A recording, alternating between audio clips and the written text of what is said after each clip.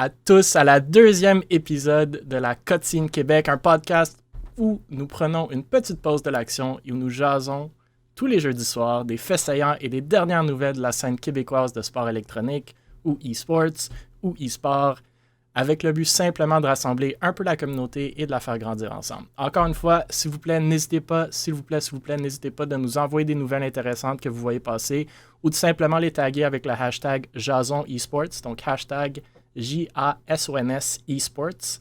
N'hésitez aussi pas d'interagir, bien entendu, dans le chat Twitch. On lira vos commentaires et on prendra vos questions comme à l'habitude. Je vous rappelle qu'après chaque épisode, on choisira une question du chat qui se méritera une caisse de 24 canettes de gourou et laquelle question on affichera sur nos médias sociaux de Able Esports pour prendre vos opinions, pour justement faire parler le monde. Le but premier, après tout, de ce podcast, c'est justement de faire jaser la communauté de eSports et de la faire rayonner. Bon, sans plus tarder, merci encore d'être avec nous ce soir. Nous sommes heureux cette semaine d'avoir avec nous, encore une fois de retour, Stars Fox, fondateur de Able Esports. Cette semaine, les nouveaux Babinski, fondateur de Mirage, et Coach Pelletier, jusqu'à tout récemment directeur des opérations et entraîneur-chef à l'Académie eSports du Canada. Et bien entendu, moi aussi, 1000 cofondateurs chez Able Esports. Donc, messieurs, merci d'être là. Bonjour, bonsoir, comment allez-vous? Comment a été votre semaine, votre journée?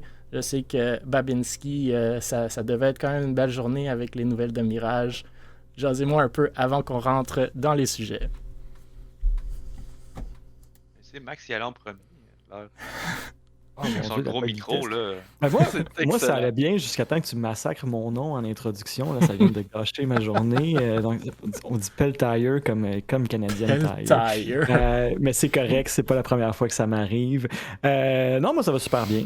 Écoute, comme tu l'as dit, je suis un peu en transition professionnelle, donc des nouveaux défis intéressants de mon côté. On a réussi à dodger la COVID pendant le temps des fêtes et tout, fait que toute la famille est en santé, donc ça roule, même si le monde est en feu un peu autour. Moi, mon petit cocon, ça va bien. Ça va bien. Moi aussi, ça va assez bien. Là. Comme ça a été mentionné, grosse partie en LFL aujourd'hui contre la K-Corp, Mirage contre K-Corp, puis une victoire inattendue de Mirage. Donc, très content avec près de 200 000 personnes qui écoutaient en direct le moment victorieux. Donc, Je trouve qu'il te manque un peu d'énergie dans cette annonce-là. C'était incroyable comme match. Moi, j'écoute même pas League of Legends. Puis, écoute, c'était un début de match très, très bon pour Mirage, du moins de ce que j'ai vu. Un gros comeback de KC, de KC, K-Corp. Et après, juste une victoire absolument inattendue à la fin. C'est huge, là. 1-1, je pense, dans votre première semaine de la LFL. C'est quand même super bon. Puis comme tu as dit, 200 000 et plus de viewers.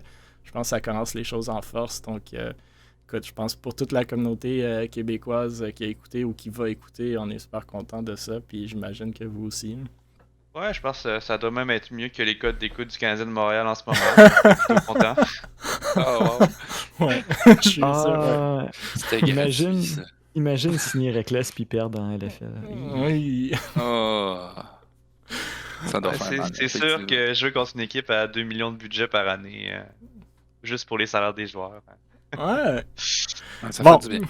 écoutez, sur cette belle nouvelle qui est arrivée aujourd'hui, donc on va déjà sauter dans les sujets parce que justement, il y en a beaucoup cette semaine. Honnêtement, je ne m'attendais pas quand on a lancé ce podcast-là qu'il y en ait tant que ça. Je pensais qu'on allait faire des petits podcasts de 20-30 minutes, mais aujourd'hui, il y a beaucoup, beaucoup de nouvelles. Donc, on va essayer de faire un peu des speedruns à certains moments. Mais la première nouvelle, Pelletier, ça va te concerner le plus. Donc, Académie eSport du Canada, une nouvelle offre d'emploi que j'ose croire, c'est justement pour te remplacer. Donc, se cherche un responsable du développement des affaires et en administration à temps plein chez l'Académie. Donc, Max, peut-être, pour ceux qui connaissent peut-être pas Académie du Canada, je ne vais pas trop introduire le sujet parce que justement, tu t'y connais beaucoup mieux que moi. Donc, peux-tu, s'il te plaît, nous parler un peu, non seulement du poste en question, mais aussi de l'Académie en général et comment ça a commencé peut-être, ou où est-ce que vous en êtes aujourd'hui, et bien entendu le poste, vers où est-ce que l'Académie s'en va? Absolument, avec plaisir. Donc, jadis naguère, à Montréal, exista une équipe d'e-sports s'appelait les Grizzlies, qui, malheureusement, comme bien les équipes e-sports, fut un projet d'assez courte durée. Mais des cendres du projet d'e-sports des Grizzlies est née l'Académie e-sports de Montréal à l'origine. Nos ambitions ont grossi avec le temps, donc on a changé de nom.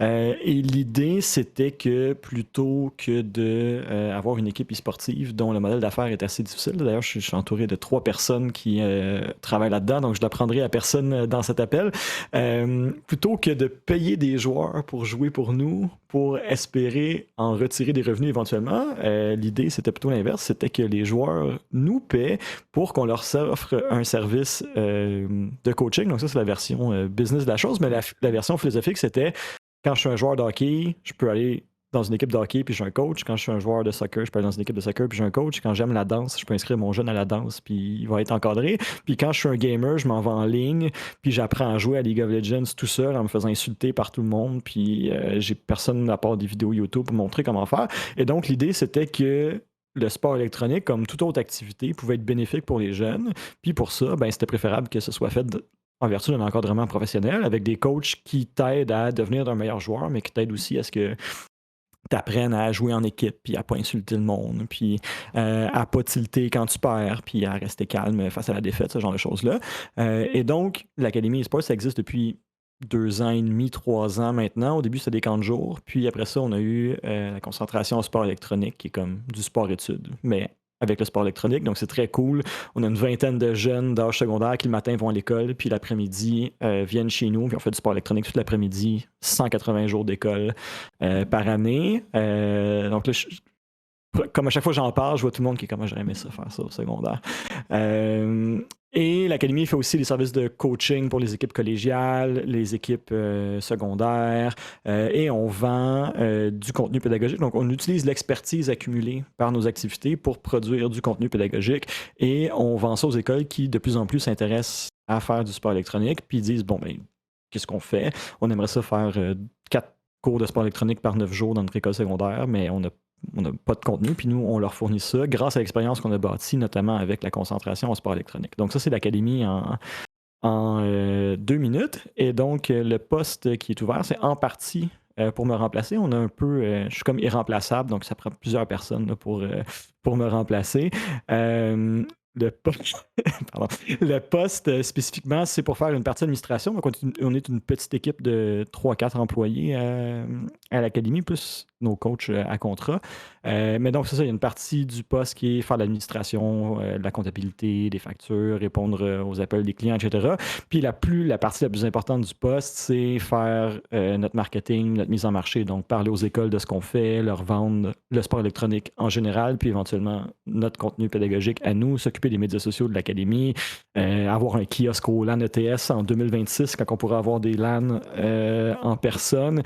Ce genre de choses-là. Donc, on cherche quelqu'un qui connaît le sport électronique, évidemment, mais quelqu'un qui est polyvalent, qui est capable de faire des coms, capable de faire de la vente, quelqu'un qui est dégourdi, qui est capable de te vendre sa salade, etc. Donc, ça fait déjà comme 1 semaine et plus là, maintenant que le poste est affiché. Donc, on a reçu plusieurs candidatures très intéressantes. Donc, si vous êtes en train de nous écouter et vous dites « Wow, malade, moi aussi, j'ai envie de travailler dans le sport électronique. » Ce qui, by the way, je vais le dire, je veux pas que ça sonne mal, mais c'est une vraie job qui paye un salaire décent avec lequel tu peux payer ton appartement puis vivre. Là. C'est pas comme une job d'e-sports où on dit « Faut travailler 25 heures par semaine puis on va te donner un clavier à la fin de la semaine. » Donc, si vous avez envie de travailler dans une vraie job... Nous, on donne des gourous en passant. Hein. #Word. On paye bien quand même. C'était pas une pointe particulièrement envers vous, mais tu sais, c'est pas facile. Ce genre d'emploi-là en sport électronique, il n'y en a pas des tonnes. Donc là, il y en a un d'ouvert. Si ça vous intéresse, dépêchez-vous, envoyez-nous votre candidature parce qu'on va prendre une décision assez rapidement. Donc, si ça vous intéresse, vous pouvez envoyer ça à l'adresse générale de l'Académie, info@academieesports.com, 2 consécutifs. Puis on va regarder ça avec beaucoup d'attention. Merci, Max. Stars Fox, Babinski, peut-être pas nécessairement sur la job en tant que telle, mais est-ce que vous avez des opinions ou un peu des réactions de ce que fait l'Académie e-sport du Canada de Montréal? Qu'est-ce que vous pensez du programme? Qu'est-ce que vous pensez de la business en tant que telle? J'aimerais vous entendre là-dessus. Je vais les inviter d'abord. Ouais, je peux y aller en premier. Oui, vas-y. Moi, je pense que c'est un excellent rebond de ce qu'a été Grizzly puis Montréal Esports en général, l'Académie. Euh, pour moi, ça a un très beau potentiel aussi de scaler, c'est-à-dire qu'ils ont énormément de contenu, puis même de voir éventuellement avec des cours en ligne. Il y a beaucoup de choses à faire, je pense, dans le futur au niveau de l'éducation, dans le sport électronique en ligne. Puis ils ont un excellent laboratoire avec tous les programmes de sport-études qu'ils ont développés, leur présence dans les écoles. Je pense pas que c'est tant ça qui est le plus profitable, mais il y a d'autres choses grâce à ce qu'ils ont développé, je pense qu'il y a un énorme potentiel. Après, c'est peut-être aussi d'aller en dehors du Québec. Ça reste un marché assez restreint aussi, le marché francophone. Euh, mais je pense vraiment qu'il y a un potentiel là. Puis c'est un marché qui est voué à se développer de plus en plus. Donc, pour la personne qui sera en poche, je pense que c'est une très belle opportunité aussi. Non, effectivement, comme Babin a dit, tu sais, c'est une belle opportunité, en général, même pour les écoles, parce que, tu sais, c'est aussi aller chercher tu sais, à la base, à la source directement les joueurs, les éduquer déjà d'en avance comme, on disait. Puis c'est ça, je pense que vraiment c'est une belle opportunité, genre pour tout le e-sport, même québécois, là, si on parle vraiment juste au Québec, là, c'est une belle opportunité justement de pouvoir intégrer ça à plusieurs niveaux scolaires pour que les jeunes puissent suivre ça tu sais, de long en large, que les nouvelles générations apprennent un peu plus sur le e-sport, que les joueurs aussi se développent, puis qu'on ait des opportunités justement tu sais, admettons pour des organisations comme Mirage ou Able, ou je peux en nommer des milliers, là, justement avoir des joueurs potentiels pour nous, pour recruter. Puis aussi, le e-sport académique commence vraiment tu sais, à sauter un peu. On va en parler plus tard, de toute façon, dans les discussions. Tu sais, à vraiment se développer énormément un peu partout. Donc, encore une fois, tu sais, c'est vraiment avoir un bon système. Puis, avec de l'expérience, comme Mister a dit, on peut vraiment développer quelque chose d'intéressant, effectivement. Oui, je suis tout à fait d'accord. Moi, j'adore l'idée du programme. Je pense que vous êtes à la bonne place au bon moment, comme Stars Fox vient de le mentionner. Tu sais, on voit beaucoup les trends aux États-Unis surtout, puis on s'entend qu'au Canada et au Québec, on est toujours quelques années en retard, donc on le voit venir. Les écoles s'intéressent à tous les niveaux, de plus en plus au e-sport. Le gros problème de ces écoles-là, c'est le manque de knowledge. Donc, c'est justement ça que vous vendez. Après, est-ce que le modèle fait du sens? Je ne le connais pas assez pour en parler intelligemment. Moi, j'ai rencontré pas mal de monde là-dedans, incluant Paul Sen, il y a quelques années. Je trouve que c'est peut-être mis à part Paul, où est-ce que c'est vraiment plus business, puis un peu moins la passion pour les e-sports, mais toutes les autres personnes, c'était vraiment passionné e-sports, c'était du monde, tu sais, live and breathe e-sports en bon français. Il manquait par contre, de mon point de vue, un peu de business sense là-dedans. Fait que justement, je pense que le nouveau poste que vous allez chercher qui te remplace, Max, puis c'est pas pour dire que toi, tu n'en avais pas de business sense, mais éventuellement, éventuellement, il faut en faire des revenus, il faut en faire du profit, puis il faut que ça soit scalable, right? Il faut que ça soit scalable pour aller chercher les écoles. Puis, tu sais, je tiens à le mentionner, pendant nos discussions, Max, Peltier, tu l'avais mentionné, deux de vos équipes ont fini premier, deuxième dans League of Legends, de la LSSE. Puis ça, on n'en a jamais parlé non plus. La ligue, il existe des ligues entre les écoles. Donc, vraiment bon timing, bon moment. Puis, justement, en parlant de ligue, puis Peltier, je vais te laisser glisser un mot de vos deux équipes, bien entendu. Mais la prochaine nouvelle parle pas mal de ça. Donc, je vais comme faire la transition. Arena Data et Amuka Esports font un partenariat. Donc, on a annoncé un partenariat pour lancer une ligue collégiale de sport électronique à Toronto par le biais de la Ligue canadienne de e-sports collégiale. Donc, Amuka, c'est la compagnie, pour ceux qui ne le savent pas, publique, ontarienne, qui détient nos amis, du moins pour l'instant, chez Parabellum, qui sont récemment qualifiés pour la NL à Rainbow Six, donc vont être vos rivaux Babinski. Mirage est en NAL aussi, en Rainbow Six.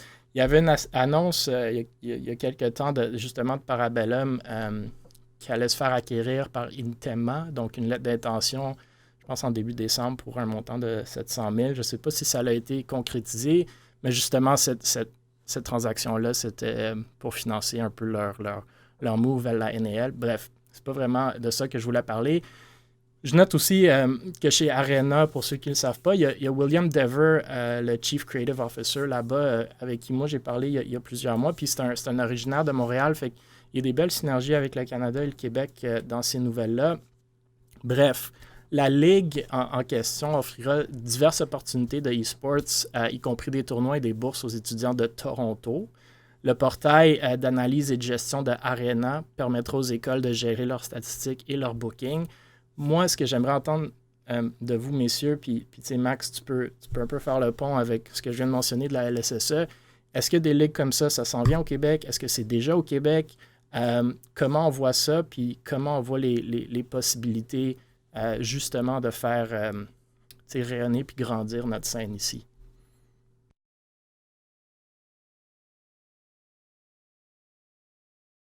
Je sais pas si t'es sur mute. Moi, je t'entends pas. Yes, ça va mieux quand tu appuies sur le piton.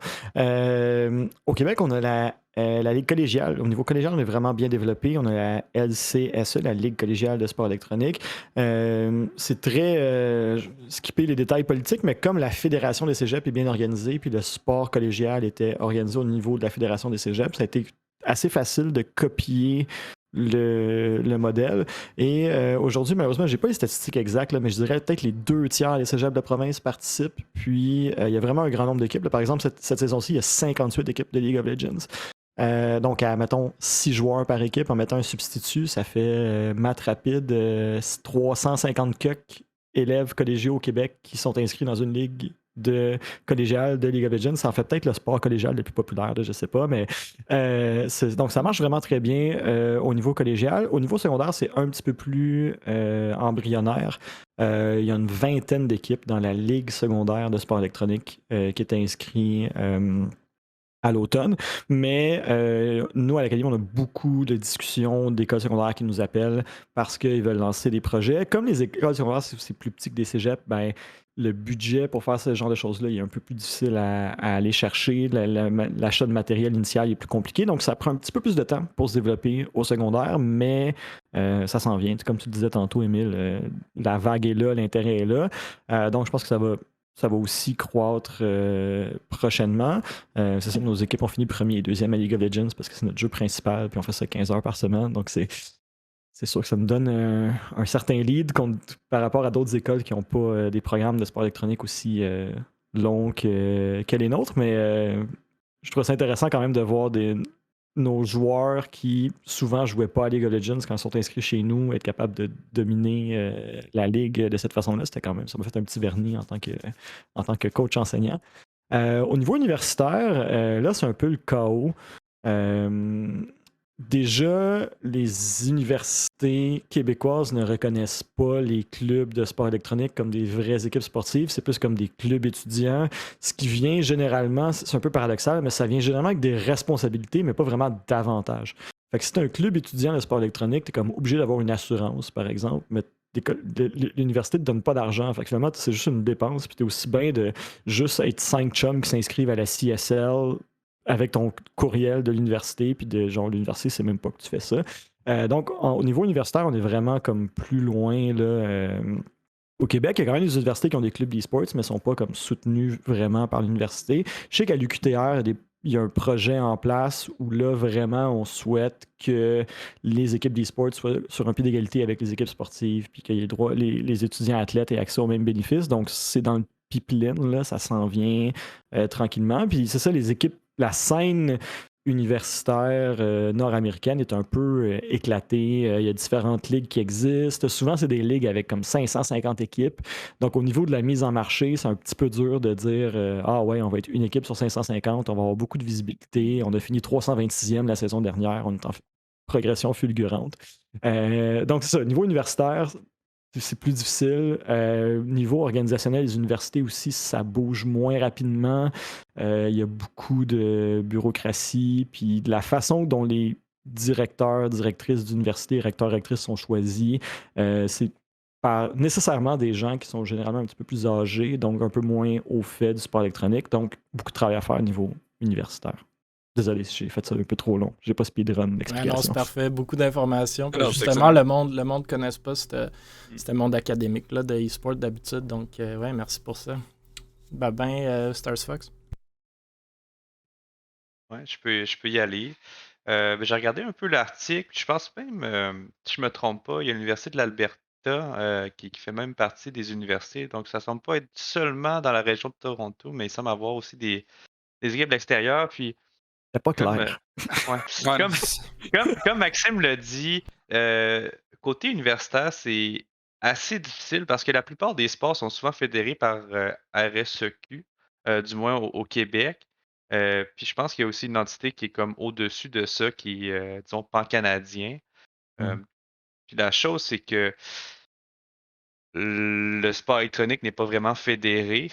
S'il n'est pas tant fédéré au Québec, il y a encore moins au niveau canadien.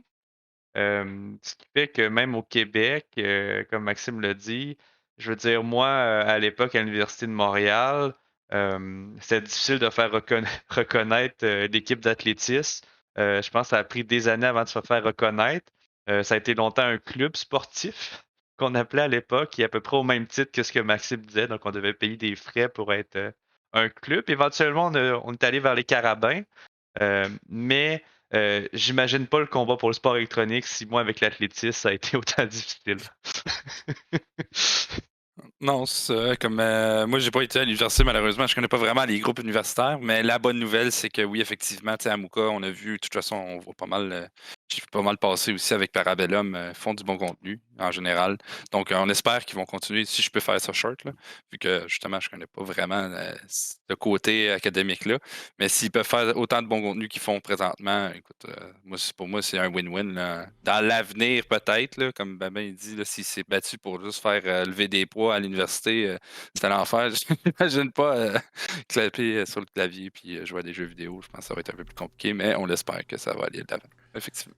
Ouais, moi j'ai parlé justement sur le bon point de Max puis Babin sur les assos étudiantes universitaires. J'ai parlé à Concordia, UDM et McGill récemment, même je pense la semaine dernière. Donc en effet, pour l'instant, c'est comme un club du CEPSUM, du moins à l'UDM, puis ils ont des obligations. Moi, ce que je leur ai dit de faire, très franchement, c'est sortez de là, faites votre business vous-même, incorporez une OSBL, demandez la permission à l'université d'utiliser leur nom sans plus, puis après, vous faites ce que vous voulez. Donc, moi, j'avais fait ça avec le club de ski snow de l'UDM il y a déjà 10 ans maintenant. Puis ça nous a permis justement d'aller chercher nos propres sponsors parce qu'on n'était pas rattaché à l'université.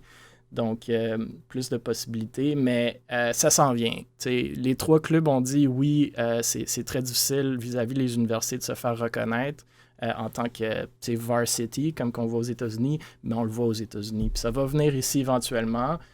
C'est sûr que ces clubs-là vont devoir pousser, mais ça va venir. Je pense que c'est inévitable. Donc, j'ai hâte que ça vienne. Puis justement, je pense pour rattacher ça à l'académie, c'est la bonne place, bon moment. Il manque juste un peu de knowledge. Puis c'est sûr que c'est des cheveux gris toujours qui lead ça, surtout les universités. C'est les PhD de ce monde. Puis c'est correct, mais il va falloir leur vendre. Moi, ce que j'ai dit, c'est qu'il faut leur vendre le business model derrière ça.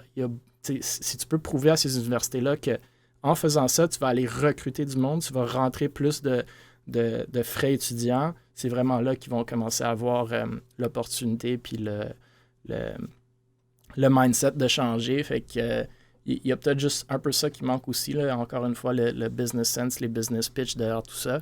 Mais j'ai hâte de voir. Puis comme tu as dit, Max, je pense qu'on était tous... on aurait tous aimé avoir ça quand on était encore à l'école. Mais bon, on passera ça aux plus jeunes générations. Donc, écoutez, le prochain sujet, Northern Arena, donc nos amis Babinski et Mirage, on en a un peu parlé la semaine dernière, mais il y a quand même eu une annonce plus formelle de Northern Arena du fait qu'ils ont fait un partnership, donc un partenariat avec, on le voit à l'écran, Webedia et Riot Games pour les droits de stream ou de broadcast de la LFL, donc la Ligue française de League of Legends. Pour ceux qui ont écouté les matchs aujourd'hui ou hier, c'est sûr qu'il y avait donc le stream français et le stream anglais de Northern Arena. Northern Arena, bien entendu, le stream anglais. Donc, on en a parlé durant l'introduction. Mirage et Liandra ont joué 2 fois cette semaine. Une victoire aujourd'hui, une défaite hier. Super bien passé, du moins de mon point de vue. Après, moi, je n'étais pas certain la semaine dernière du viewership ou du fanbase anglophone.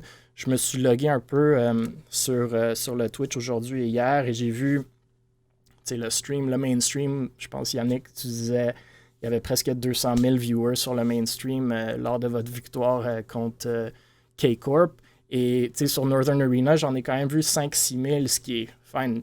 Comparablement, c'était à 3-5%, mais c'est la première semaine du premier stream anglophone de cette ligue-là. Pour moi, puis vous pourrez me dire comment vous voyez ça, pour moi, ça semble être quand même un beau succès pour Northern Arena aussi. On enlève la victoire de Mirage qui est incroyable, mais pour Northern Arena en tant que tel, je pense que c'est un beau move. Donc, je suis pas mal impressionné puis content de ça. Puis, ils ont aussi annoncé les talents, donc on les met à l'écran pour ceux qui sont intéressés. Mais écoutez, moi j'ai écouté le stream, c'était vraiment top tier quality. Là. J'ai été vraiment impressionné par ce qu'ils ont fait. Donc, encore une fois, écoutez, un peu moins de drama sur les 3 premières nouvelles parce que c'est vraiment juste du positif. Mais écoutez, donnez-moi vos réactions ou s'il y a des précisions à faire. Puis, on n'a pas besoin de passer trop de temps là-dessus. Comme je vous dis, on en a parlé la semaine dernière, mais allez-y. Je peux commencer, pas de problème. Ouais, en fait, c'est vraiment, écoute, pour moi, visuellement comme ça, effectivement, on en a parlé la semaine passée, mais encore une fois, j'ai regardé les posts, etc. Puis je pense que vraiment, c'est un très, très beau move de Northern. Ça va leur permettre aussi de pouvoir, justement, d'avoir une scène en Europe, d'avoir, comme une exclusivité aussi sur les. Puis ce qui est le fun, c'est qu'ils ont une team qui est déjà intégrée dans la LFL. Donc, oui, vraiment, number one. Je pense qu'il n'y a pas plus beau move pour une compagnie de médias comme Northern Arena pour ça. Effectivement. Max, tu peux y aller. Moi, j'ai pas nécessairement rien de super pertinent à ajouter là-dessus, sinon que moi, comme gros consommateur de produits e-sportifs en général, genre, j'ai comme un compte en banque qui s'appelle genre pour dépenser de l'argent, comme quand tu achètes un hot dog à 25$ au Centre Bell, quand tu vas voir. Puis là, il fait juste grossir ce compte-là parce que j'ai pas d'équipe locale, j'ai pas de joueur local à encourager ou quoi que ça. J'attends juste que j'ai une équipe e-sportive locale, puis je vais aller acheter toute la marchandise, genre une pièce dans ma maison au complet à ces couleurs-là. Je tiens à noter que tu portes les psychopathes sur le dos. Hein? Oui, effectivement, mais j'ai perdu un pari.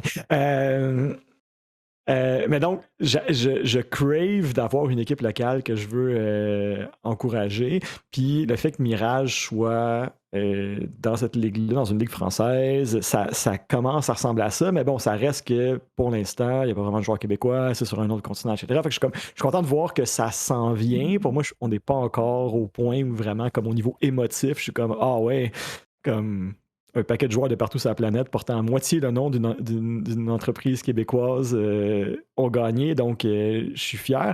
Je pense qu'au niveau, genre, je reconnais qu'au niveau d'une business québécoise, d'avoir grossi à ce point-là, puis d'avoir fait ce move-là, c'est incroyable, mais au niveau vraiment du genre, je suis assis devant ma télé, puis je suis comme, yes, c'est moi, comme c'est ma tribu, genre, je suis pas encore là, mais ça s'en vient, donc je suis excité de voir que ça s'en vient, j'ai hâte que ça arrive comme complètement, mais ouais, chapeau à toutes les personnes qui ont fait cheminer leur petite organisation. Je sais pas, Yannick, je pense que c'est sur Facebook, je pense que j'ai lu ça, de quoi du genre, il y a 3 heures, on jouait à l'NTS, puis aujourd'hui, on joue contre Reckless, c'est fou quand tu vois ça de même. Là. Fait que, good job. Là. Ouais, merci.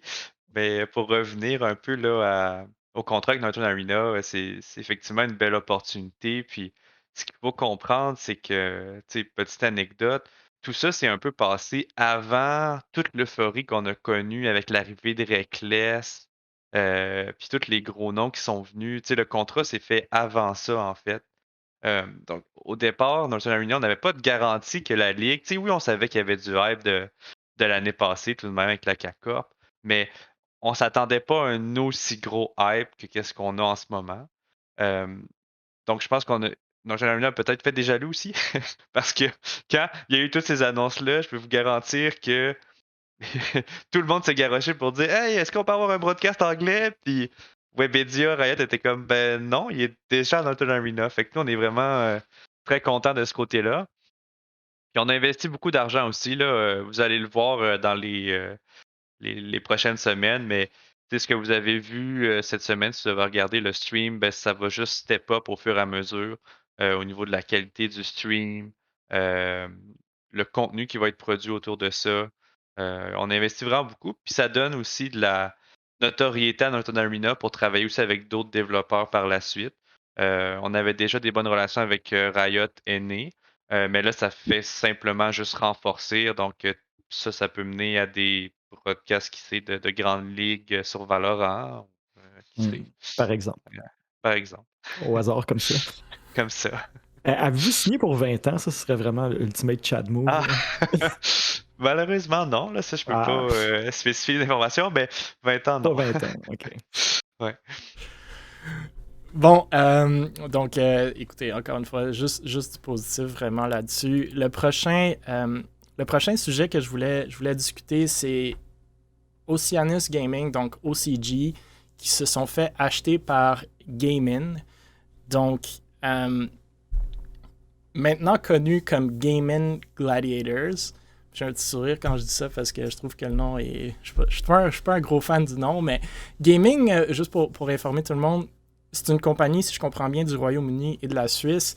La mission de Gaming en tant que telle, et là je prends de leur site web, c'est de créer le superordinateur décentralisé le plus puissant du monde en exploitant les ressources informatiques dormantes de la communauté mondiale des gamers.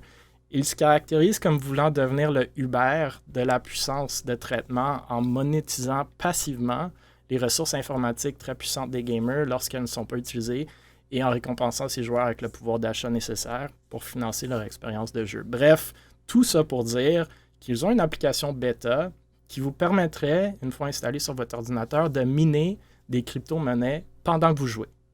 Donc, ça exploiterait la capacité non utilisée de votre carte graphique et de votre processeur et réseau pendant que vous gamez. Historiquement, pour ceux qui font du mining, les activités de mining sont mises sur pause d'habitude pendant que vous gamez, justement car les ressources ne sont pas splittées, puis c'est exigeant.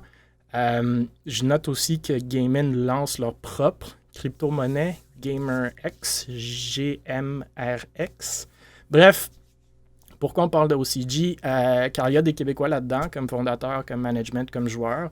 Donc, écoutez, pour moi, je suis pas tant certain de la synergie du move, ni du but recherché par Gaming. Je trouve que l'idée de mining de crypto-monnaie pendant que le monde game, c'est cool, c'est bien, je pense que c'est une très bonne idée. Comme tout bon communiqué de presse, on parle d'un alignement de philosophie, ce qui est bien correct aussi. Il mentionne vouloir compétitionner au plus haut niveau et qu'OCG ont des équipes haut niveau et existantes. Écoutez, moi je suivais OCG surtout quand il était dans la NACL. Je suis allé regarder le site de OCG, maintenant Gaming Gladiators.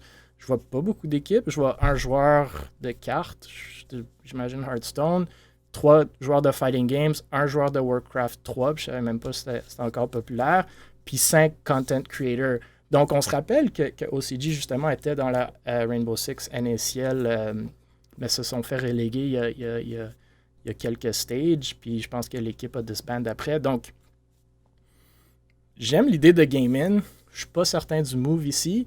J'aime quand même OCG. Je les suis. Ils ont du bon graphisme. On voit la vidéo à l'écran. Il y avait historiquement des bonnes équipes. Donc, j'imagine qu'il y a des projets d'équipe ici. Après, vous pouvez me parler un peu de votre réaction là-dessus ou de votre réaction de pourquoi est-ce que Gaming ont fait ce move-là, pourquoi est-ce qu'il leur faut un volet e-sports. Peut-être, Babin, tu peux faire le parallèle entre Northern Arena et Mirage aussi, l'acquisition qui avait été faite là, même si je comprends beaucoup mieux les synergies de ce volet-là. Mais bref, moi je m'arrête là. Je ne sais pas c'est qui veut commencer, mais je vous laisse la parole, messieurs, sur ce sujet-là. Je pense qu'il n'y a pas grand-chose à dire à part. C'est sûr que oui, effectivement, le move est assez plusieurs points d'interrogation. Puis en même temps, comme quand tu parles de gaming qui veulent faire de la crypto-monnaie, puis en plus faire miner pendant que tu joues, déjà en partie, je suis sûr qu'il y a du monde qui mine en ce moment. Juste miner, genre sans gamer, c'est déjà long. Là, en même temps, le gamer, je ne sais pas quel système, quel algorithme ils vont utiliser ou quoi que ce soit. Je ne sais pas comment ils vont utiliser ça. Mais en général, je pense pas. Bref, moi personnellement, je pense pas que genre c'est fait. Là. D'après moi, c'est vraiment bêta, là. Mais non, je pense que le move est assez bizarre, je pourrais dire. OCG, je les ai pas vraiment connus dans le temps. Je les ai vus à quelques LAN, mais à part ça, j'avais pas vraiment suivi la scène d'OCG. En plus que tu sais, comme on regarde, comme tu dis, leur site web, il n'y a plus grand-chose qui reste. Donc peut-être, on ne sait jamais, peut-être qu'il y a un rebuild qui est en arrière, il y a quelque chose, il y a des informations, c'est sûr qu'on ne connaît pas, qui sont cachées. Donc peut-être qu'on va voir ressurgir quelque chose dans pas longtemps ou dans quelques mois ou années. Mais non, effectivement, il y a plusieurs points d'interrogation qui devront être, d'après moi, répondus dans quelques mois à propos de ça.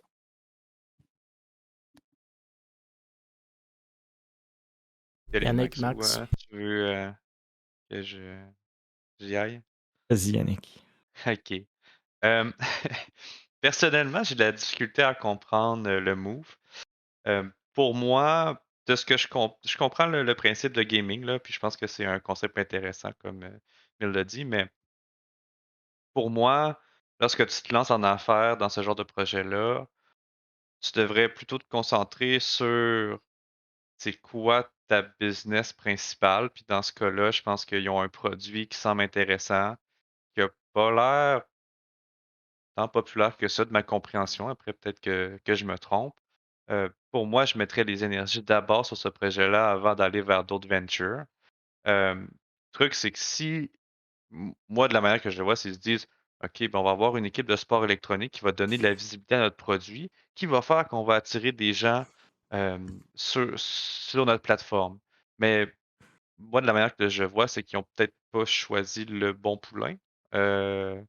Ça- rien contre Oceanus, là, mais pour moi, je pense pas que c'est Oceanus qui va rapporter plus de consommateurs, d'utilisateurs sur leurs produits. Donc, comme on l'a dit, beaucoup de points d'interrogation pour moi. Je trouve le concept intéressant, mais pourquoi aller vers une équipe de sport électronique? Ils ont vu FTX, TSM, puis se sont dit, ah, pourquoi pas faire la même chose? Je sais pas. Moi, je pense que c'est exactement ça, en fait. Là, mais c'est toujours dur quand tu fais ce genre d'investissement marketing-là, de faire le lien entre la valeur de ton investissement en visibilité et ce que ça te ramène. T'sais. Est-ce que FTX, ça valait 50 millions acheter le nom de TSM? Genre, basically, personne ne le saura jamais. T'sais, quand Coca-Cola fait une pub à la télé et ça leur coûte 5000$, ils ne savent jamais exactement combien ça leur rapporte en visibilité. Moi, j'ai tendance à être d'accord avec toi, là, Yannick, qui ont probablement, ça ne leur rapportera pas beaucoup de visibilité. Probablement qu'ils n'ont pas payé très cher non plus pour ça, Mais on s'entend. est-ce qu'ils investissent de l'argent? Tu sais, la différence avec FTX, c'est que FTX génère énormément de revenus, Hmm. ce qui semble pas le cas de gaming. Donc, pour FTX, je trouve que c'est moins un risque de dire, ben, c'est un 100 millions que j'ai comme déjà dans mon compte de banque, versus gaming qui semble, ils ont acquéri, donc définitivement, ils vont vouloir investir dans le projet. Puis comme tout le monde s'en doute ici autour de la table, une équipe de sport électronique, c'est pas ce qu'il y a de plus profitable en ce moment. Non, ben justement, t'es mieux. Ah non? Ça... Ah, Hein? excusez. Ben, Mon je Dieu. veux dire, ça dépend des équipes. Hein. Ouais. Il y a peut-être des Ben, équipes très dans profitables. un sens, Oui. Mirage. ça peut faire plus de sens d'investir dans une équipe de sport électronique si ton but, c'est pas de faire de l'argent avec l'équipe de sport électronique, mais de faire de l'argent avec le truc que tu vends en parallèle. Right? Fait que je sais pas si ça va marcher, mais tu sais, je vois l'idée derrière ça. D'ailleurs, hier, je savais pas que Gaming ça existait. Aujourd'hui, je sais que ça existe, puis je sais qu'est-ce que ça fait. Donc, il y a au moins une personne sur la planète qui, maintenant, grâce à ça, sait c'est quoi. Puis, Ils devraient investir dans notre podcast. On vient de leur donner du marketing, je pense. exactement. Puis, si ton but, c'est d'utiliser le computational power des gamers, ben, une équipe d'e-sport, c'est comme une façon logique. Je sais pas si c'est efficiente, mais en tout cas logique de rejoindre ce public-là. Après, je dois le dire, parce que les gens dans le chat trouvent que ça manque de controverse, la crypto-monnaie puis les NFT, c'est de l'estime marde. Donc, tu sais, moi j'ai un fils, j'aimerais ça que la planète soit pas en feu parce que genre il y a des gens qui minent genre des chapeaux de TFT puis ça consomme autant d'énergie que la Suède. Donc, je suis fondamentalement opposé à ce genre de choses-là. Fallait que je le dise. Là. Donc, je vais jamais supporter cette équipe-là. De la même façon que je vais jamais supporter TSM maintenant qu'ils ont vendu leur âme à la crypto-monnaie parce que détruire la planète pour posséder une œuvre. Oh, est-ce qu'on a perdu Max? D'après moi, c'est quelqu'un en crypto. On dit à mon oreille, c'est ça, on dit à mon oreille que FTX vient de le couper son internet. Non, il est de retour, mais ouais, Max, en effet, c'était un mot qu'on avait glissé la semaine dernière en parlant du move de NFTs de Ubisoft, combien d'énergie ça consomme, cette affaire-là. Il y avait beaucoup dans le chat qui disait que le move de OCG, c'était pour rester en vie parce qu'il était sur un respirateur artificiel. Puis ça, je suis d'accord. Écoute, moi, le move de OCG, je le comprends. C'est le move de gaming que je comprends un peu moins. Gaming, écoutez, Babin, Max, vous l'avez dit, c'est un move de marketing. Moi, encore une fois, c'est toujours à voir. Je pense, ils n'ont sûrement pas eu très cher, fait que peut-être le move est correct, mais ils ne gagnent pas beaucoup day one en faisant ce move-là. C'est pas une équipe qui avait beaucoup d'activités, ou du moins que moi j'ai vu. Si maintenant, avec ce monde-là, ils comptent les utiliser pour justement lancer des tournois, lancer des ligues, lancer des content creators, là, je commence à comprendre le move. Oui, c'est des dépenses, c'est un cost center, mais c'est du marketing, right? Donc, si tu peux aller faire parler le monde de toi, si tu veux aller chercher les gamers, être dans l'e-sport, c'est peut-être pas une mauvaise idée. Y aurait-tu pu juste sponsoriser des tournois, des ligues? Ouais, peut-être. Mais ça aurait peut-être aussi coûté plus cher. Donc, j'aime le concept. Je pense que c'est intelligent comme concept. À voir si ça va marcher en pratique. Mais bon, on verra avec le temps, mais moi aussi, je suis un peu... écoute, je suis content qu'OCG soit encore en vie là, avec ce petit boost de vie-là. Puis j'espère les revoir dans la scène. Là. C'est quand même un bon groupe de gens. Je saute au prochain sujet, puis ce sujet-là, c'est la relaxation de la législation québécoise pour les concours publicitaires internationaux. Donc, pourquoi on parle de ça? C'est François Savard ou Léonin qui a partagé la nouvelle sur Twitter mardi dernier, ou du moins, c'est comme ça que je l'ai vu. Donc, historiquement, les joueurs québécois du sport électronique avaient de la misère à compétitionner dans certaines ligues ou certains tournois, surtout en LAN, à cause que les compétitions de jeux vidéo étaient perçues comme étant ou pouvaient être des loteries ou des concours régis par les lois de loterie et donc par l'Auto-Québec, ou plutôt la régie des alcools, des courses et des jeux. C'est d'ailleurs aussi pourquoi vous voyez souvent le Québec comme étant exclu de plusieurs tirages ou giveaways en ligne. Donc, dans les dernières années, la plupart des tournois ont compris qu'ils pouvaient quand même laisser jouer les joueurs québécois en partie dû à la job qu'a faite la FQSE, la Fédération québécoise de sport électronique, et François lui-même, mais on comprend des tweets à François qu'il reste toutefois quelques-uns qui maintiennent cette exclusion, dont MLG, Game Battles, Blizzard. Bref, la relaxation ici dont on parle aujourd'hui fait en sorte que les entreprises qui organisent des concours internationaux ne doivent plus remplir la paperasse ou payer les frais réglementaires antérieurement requis par la régie, avec quand même une coupe d'exclusion. Mais écoutez, moi, cette nouvelle-là est comme un peu passée entre deux sièges ou dans le vide. Je ne l'avais pas vu passer, donc je tenais quand même à la mettre ici. Je pense encore une fois que ça va être juste positif, mais j'aimerais quand même vous entendre sur... historiquement, moi, je n'étais pas tant dans le space il y a quelques années. Donc, comment est-ce que vous avez vu cette évolution-là? Est-ce que ce changement-là a réellement un impact ou cet impact-là a déjà été fait même sans le changement à la législation? Écoutez, de mon point de vue, c'est positif, mais j'aimerais quand même voir vos idées et vos réactions là-dessus. Outre Blizzard, j'ai pas l'impression qu'il y a beaucoup de développeurs qui continuent à copier-coller ces règlements-là dans les règlements par rapport aux différents tournois. Là. J'ai l'impression que c'est toujours ça qui revenait, Call of Duty, Hearthstone, j'imagine, de temps en temps. Yeah. Ben, je sais pas, encore l'année passée, PlayVS, qui est comme la grosse plateforme de e-sport scolaire aux États-Unis, ont fait une expansion au Canada partout sauf au Québec. Puis tu sais, c'est quand même gros, c'est comme League of Legends, par exemple, qui en théorie, tu es obligé de jouer avec PlayVS parce qu'ils ont une exclusivité, qu'ils lançaient, c'était gratuit partout au Canada, ou blablabla, mais pas au Québec. Alors qu'on a le plus d'écoles qui ont des clubs d'e-sports. Puis on n'a jamais vraiment su pourquoi, mais évidemment, cette règle-là nous est venue en tête. En gros, ce qui s'est passé pour faire la petite histoire, là, c'est que au début, la FQSE a eu de la Régie des loteries une lettre qui dit By the way, dans la compétition de Hearthstone, c'est pas un jeu de hasard. Ce qui était très ironique.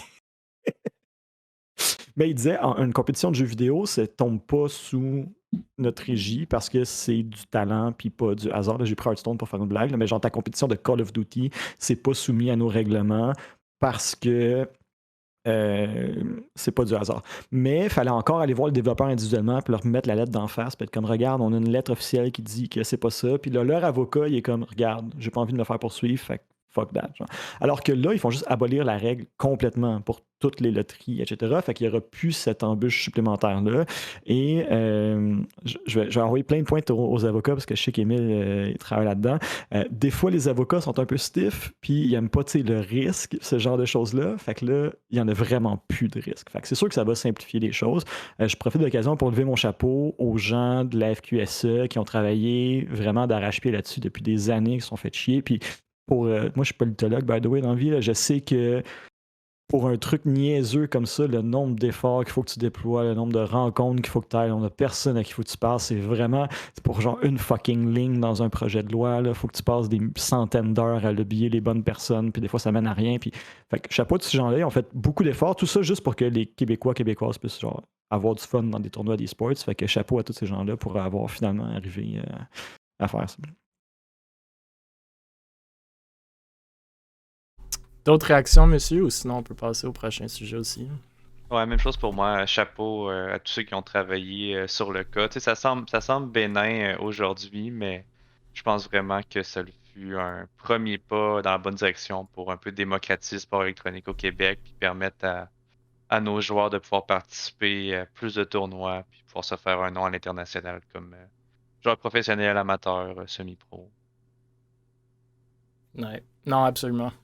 Donc le prochain sujet, on va parler de la Rocket League Québec, donc la RLQC, qui ont annoncé récemment la saison 5 des Six Mans RLQC qui a débuté le 9 janvier dernier. Donc, pour ceux qui ne sont pas familiers, c'est quoi les Six Mans? C'est une structure de match privé 3v3 qui se base sur votre rang classé dans le jeu pour vous placer dans une division, tout simplement. Où tu te logs, tu te mets les jours de match, aussitôt qu'il y a 6 joueurs d'un même rang qui se mettent en file, des équipes sont formées, s'affronteront dans une série de meilleures de 5 parties, donc best of 5. Moi, j'adore ce que la RLQC font. Ils ont même fait une première édition ou première saison d'une ligue, la RLQC Cup, que selon moi, de l'externe du moins, c'était super cool. Ça avait vraiment bien été. Ils ont des streams, je pense qu'ils ont leur stream en ce moment avec presque une centaine de viewers. Donc, je pense que c'est vraiment, vraiment cool ce qu'ils font. C'est très beau de mon point de vue pour faire grandir la communauté, surtout Rocket League, bien entendu, ici. Mais moi, ce que j'aimerais, pourquoi on apporte ce sujet-là, puis ça va même tomber dans le prochain sujet, Yannick, de ton Discord de eSport Québec, mais ce que j'aimerais voir, j'aimerais voir des projets comme ça dans tous les jeux.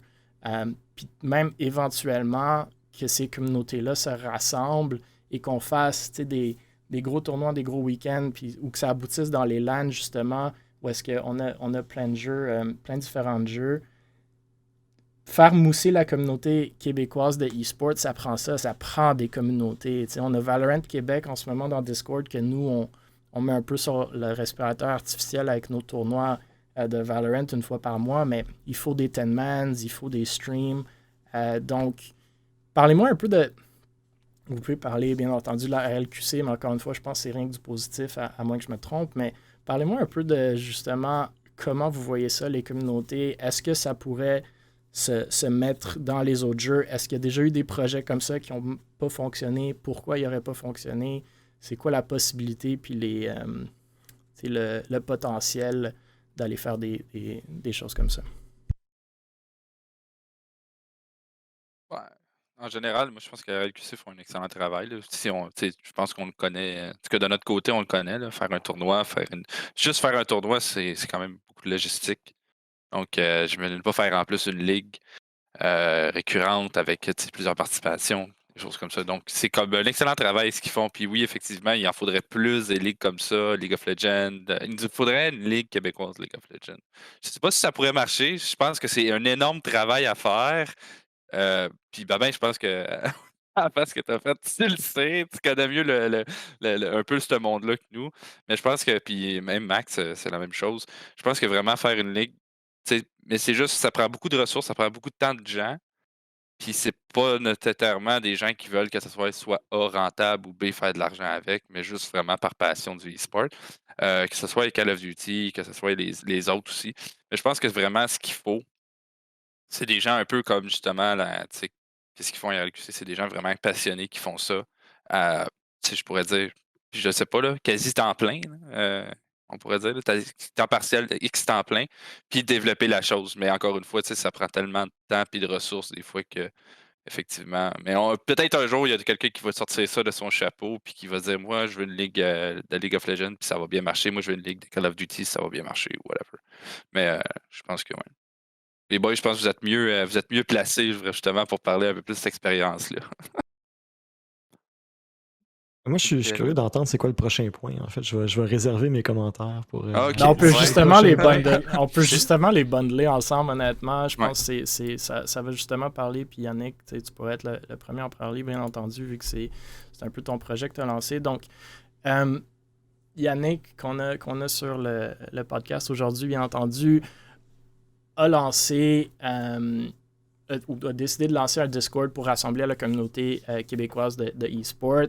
Moi, personnellement, j'aime l'idée. C'est un peu l'idée même derrière ce podcast aussi, justement, rassembler la communauté de e-sports du Québec. C'est ce que RLQC font, mais spécifiquement pour Rocket League. Donc, je pense qu'il y a quand même eu plusieurs personnes qui l'ont essayé par le passé, puis ça n'a pas fonctionné.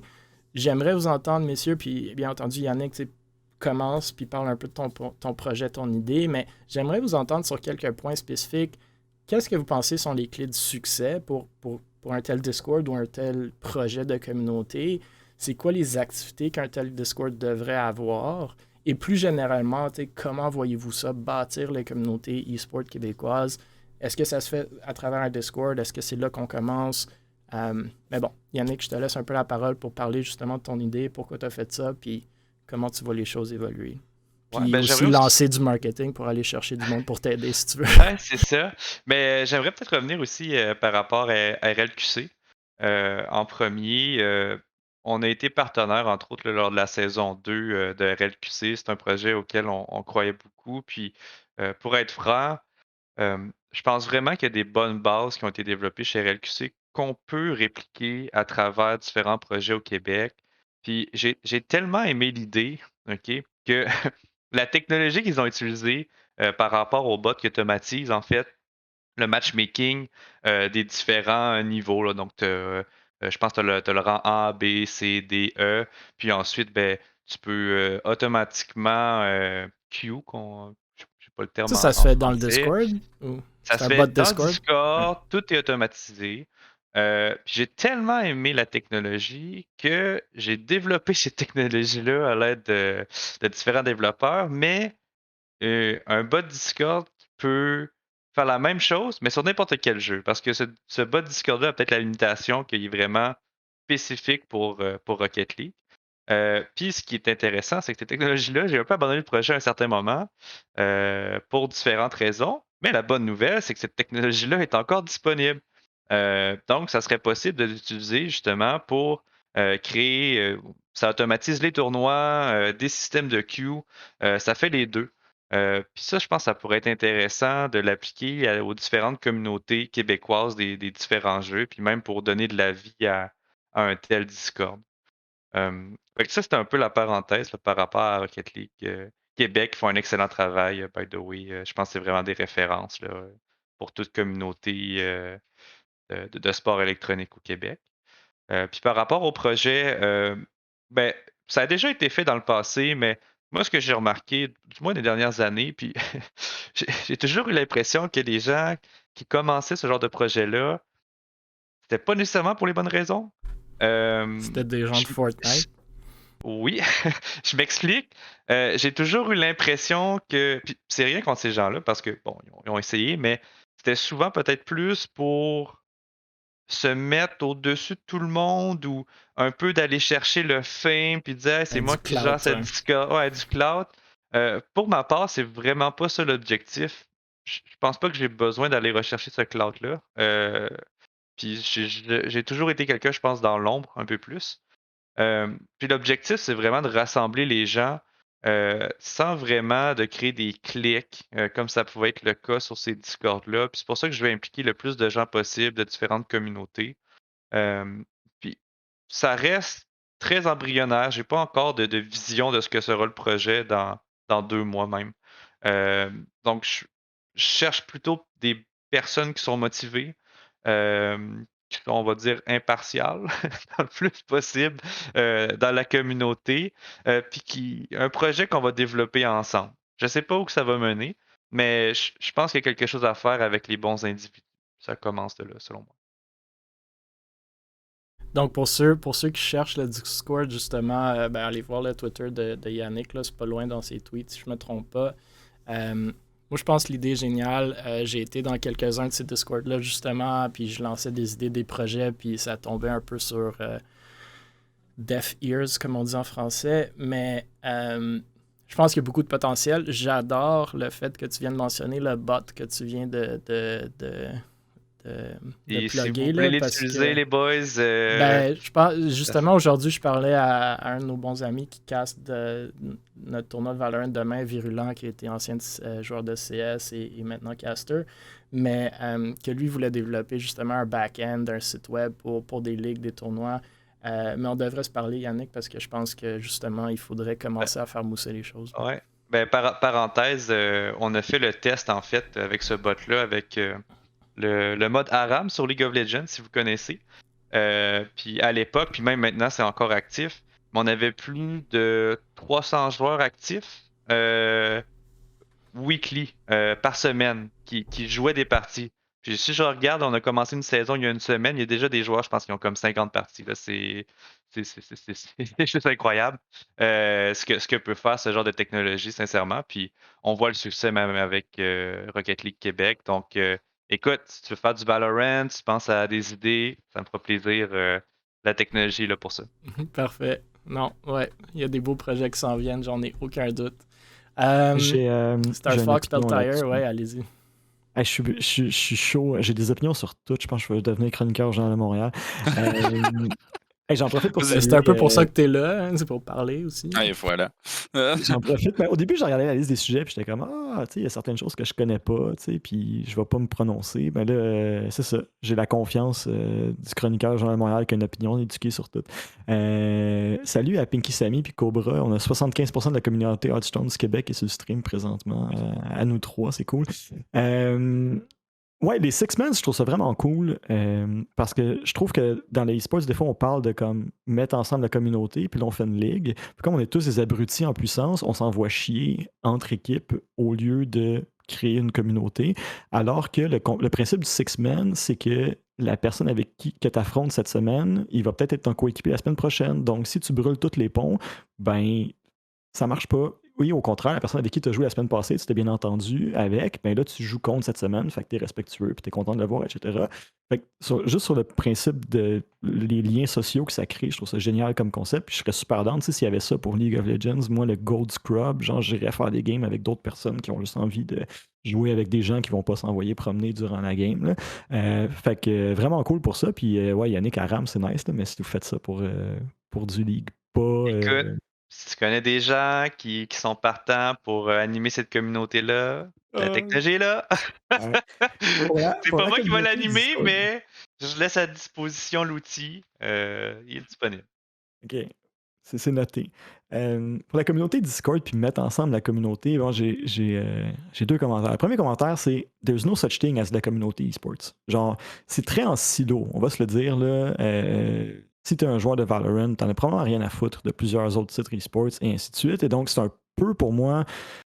Je comprends l'idée, je trouve ça noble, mais ultimement, je pense que la plupart des efforts en ce sens, ils ont un peu raté parce que de toute façon, les communautés se parlent pas nécessairement entre elles, ce qui rend ce genre d'entreprise-là un peu difficile. Puis je pense que c'est peut-être plus productif de mettre ses efforts dans quelque chose comme Rocket League Québec pour fédérer une communauté déjà, ce qui est déjà un gros achievement, plutôt que d'essayer de fédérer plusieurs communautés ensemble. Ça, c'est vraiment difficile.